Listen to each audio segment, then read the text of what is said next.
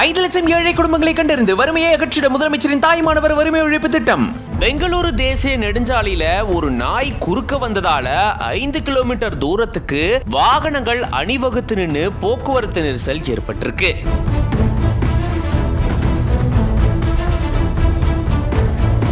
நாய் குறுக்க வந்ததால கார் மேல கண்டெய்னர் மோதி, கண்டெய்னர் மேல பேருந்து மோதின்னு அடுத்தடுத்து வாகனங்கள் மோதி 5 பேர் லேசான காயங்களோட மீட்கப்பட்டிருக்காங்க. என்ன நடந்தது விரிவா இந்த வீடியோல பார்க்கலாம்.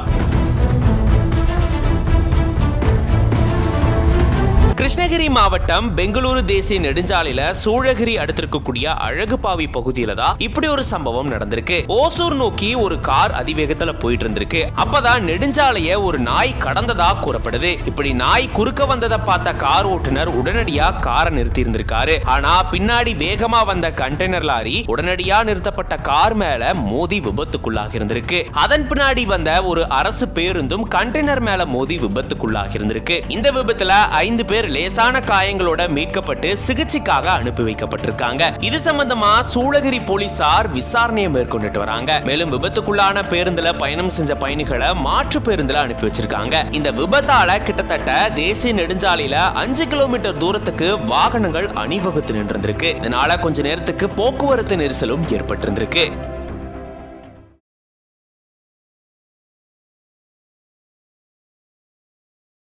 5 லட்சம் ஏழை குடும்பங்களை கண்டறிந்து வறுமையை அகற்றிட முதலமைச்சரின் தாய்மானவர் வறுமை ஒழிப்பு திட்டம்.